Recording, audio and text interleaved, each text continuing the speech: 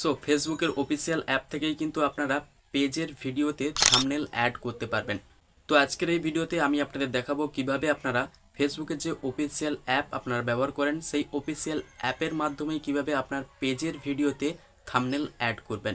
তো চলুন মোবাইলের স্ক্রিনের দিকে এবং আপনাদেরকে দেখিয়ে দিই কিভাবে আপনারা ফেসবুক অ্যাপ্লিকেশন থেকে আপনার পেজের ভিডিওতে থাম্বনেল অ্যাড করবেন। তো চলে এলাম মোবাইলের স্ক্রিনে। তো ফেসবুক অ্যাপ্লিকেশন থেকে আপনি যদি আপনার পেজে ভিডিওতে থাম্বনেল লাগাতে চান কীভাবে লাগাবেন দেখুন। সবার প্রথমে আপনার ফেসবুক অ্যাপ্লিকেশনটিকে ওপেন করবেন। ফেসবুক অ্যাপ্লিকেশনটিকে ওপেন করার পর কর্নারের দিকে 3 ডট পেয়ে যাবেন, এইখানে ক্লিক করবেন।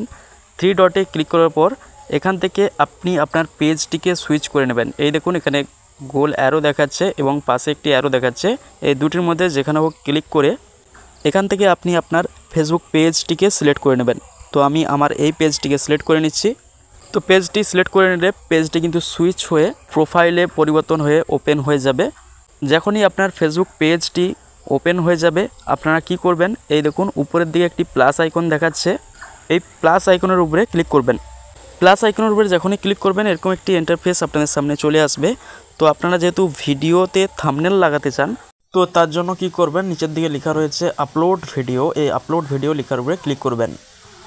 তো আপলোড ভিডিও লেখাটির উপরে যখনই ক্লিক করে দেবেন এরকম একটি ইন্টারফেস আপনাদের সামনে চলে আসবে। তো এখান থেকে আপনি সেই ভিডিওটিকে সিলেক্ট করবেন যে ভিডিওটি আপনি আপলোড করতে চান।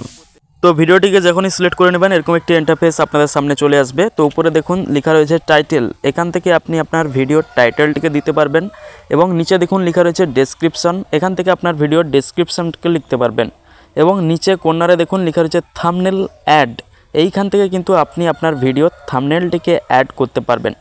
তো আমি এখানে ফটাফট সব কিছু অ্যাড করে দিই এবং টাইটেলটাকে লিখে নিই। তো আমি পেস্ট করে দিলাম, আমার টাইটেলটি আগে থেকেই লেখা হয়েছিল সেটা কপি করে এনে এখানে পেস্ট করে দিচ্ছি এবং ডেসক্রিপশানটাও এখানে পেস্ট করে দিচ্ছি। তো ডেসক্রিপশান পেস্ট করে দেওয়ার পর উপরে যে দেখুন নেক্সট লেখা আসছে এই নেক্সট লেখার উপরে ক্লিক করে দেবেন। এই দেখুন নেক্সট লেখা আসছে।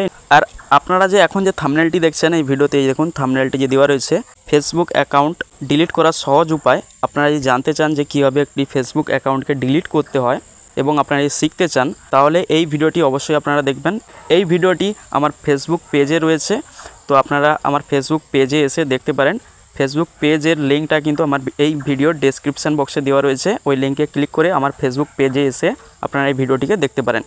তো এবার এই ভিডিওটিকে আমি পোস্ট করতে চাই, তার জন্য আমি এই নেক্সট লেখার উপরে ক্লিক করে দিলাম।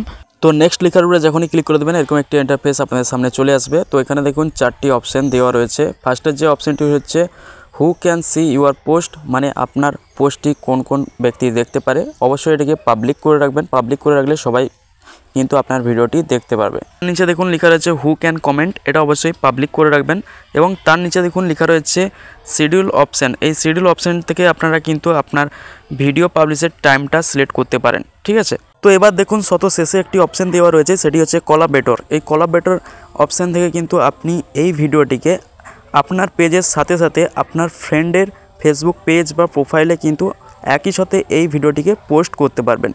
তো এটার মধ্যে কোনো অপশানই আমি ব্যবহার করব না, এবার সরাসরি আমি এই পোস্ট অপশানে কিন্তু ক্লিক করলাম।